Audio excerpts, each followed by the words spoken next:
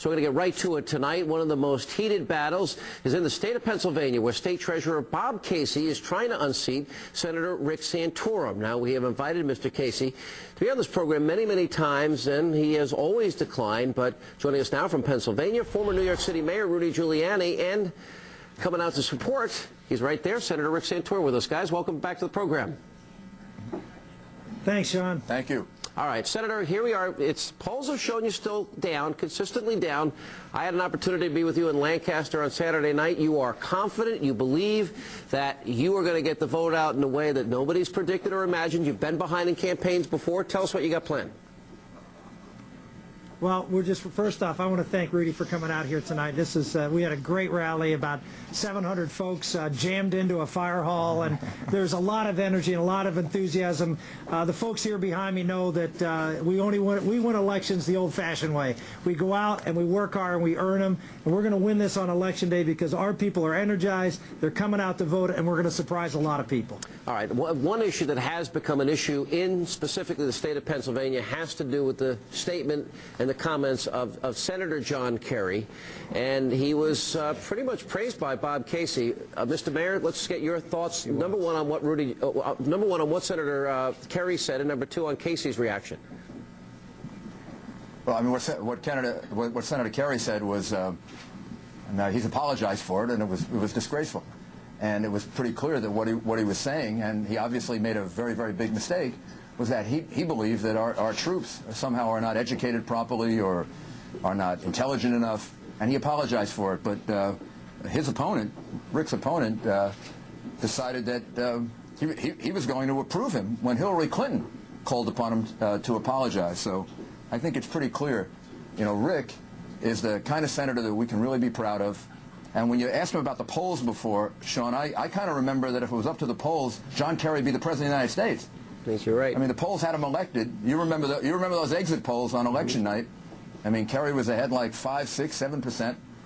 As far as I can tell, he lost that election. I'm thankful that he did. I think a lot of the American people are thankful that he did. And I think the same thing that happened here. I mean, the polls and a lot of the media believed that John Kerry was going to win. They now think that, you know, Democrats are going to win, and I think the American people are going to intervene, particularly the people of Pennsylvania who have common sense, and they're going to elect a leader, somebody who knows what he stands for, Rick Santorum. Mr. Mayor, you know, you spent a lot of time with Senator Santorum. You've invested a lot here. You see that there's a distinct difference here between the senator and Bob Casey. What's at stake in this race for the people of Pennsylvania? Well, you're addressing the people of Pennsylvania. Two things. I admire Rick very much. I think he stands above most people in politics because he's a man who stands for what he believes. And you and I know that's kind of rare in politics. And I think that people of Pennsylvania don't just have a senator, they have a great senator. And they have somebody who's a national leader and a world leader. And to replace him would be a very, very big mistake for the people of Pennsylvania. It's a really big mistake for the people of America for him to get replaced in a time of war when we need someone who understands what's at stake. There are very few people who understand what's at stake in this war against Islamic terrorism better than Rick Santorum. Senator Santorum, I was with you. You talked about a gathering storm. Are we weaker if the Democrats are to get control of the United States Senate? If the Democrats got control of the House, if Bob Casey defeated you, are we weaker in terms of that battle, that conflict, that fight against terror?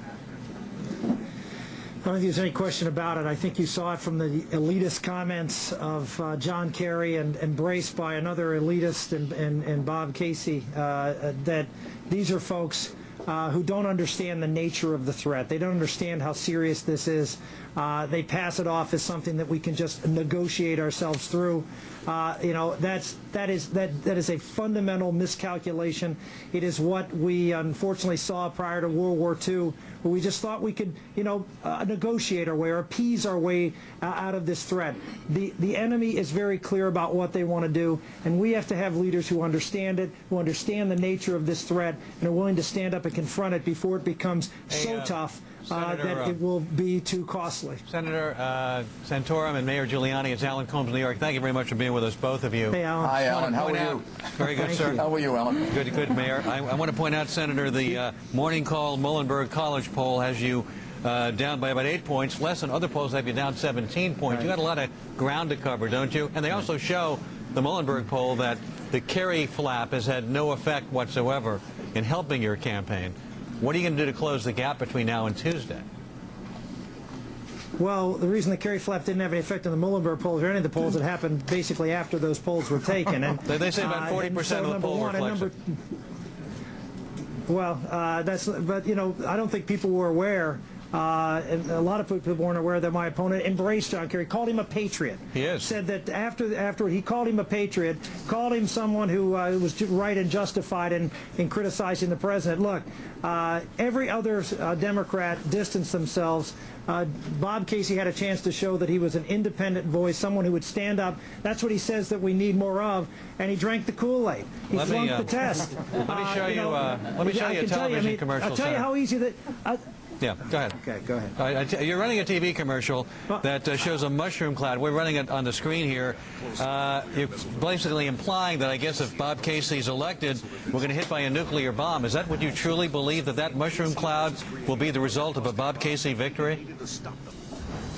Well, number one, the mushroom cloud, as you see, was on the screen for about 2 seconds, and what it was saying was that there's a nuclear threat out there, and the nuclear threat is real from North Korea.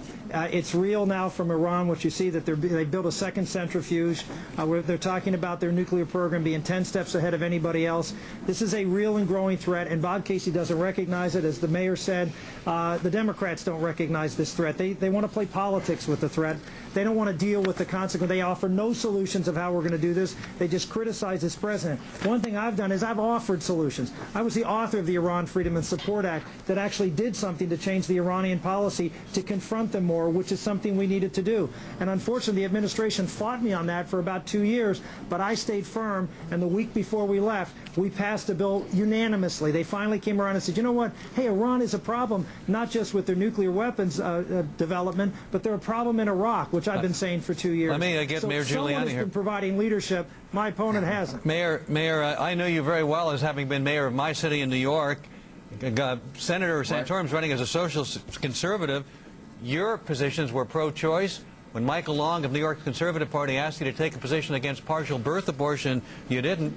You're pro-gay rights. How do you reconcile your social views with those of Rick Santorum, who's on the other side of the spectrum from where you've been? Because there's far more I agree with Rick on than we disagree about. And the reality is you never vote for a candidate or support a candidate that you 100% agree with. I don't 100% agree with myself most of the time, so I don't know how I'm going to agree with a candidate all the time. So the reality is I think there are two overriding issues. The one he's talked about is the overriding issue. We're at war. We need senators and leaders who understand the threat. And very few people understand it as well as Rick, or has been as forthright about it. And the second thing is our economy, and he's right on that also. Thank you. He's a great senator. Hey, Mr. Mayor, thank you for being with us. And Senator, thank you for being with us. We'll be watching on Tuesday, guys. See you guys soon.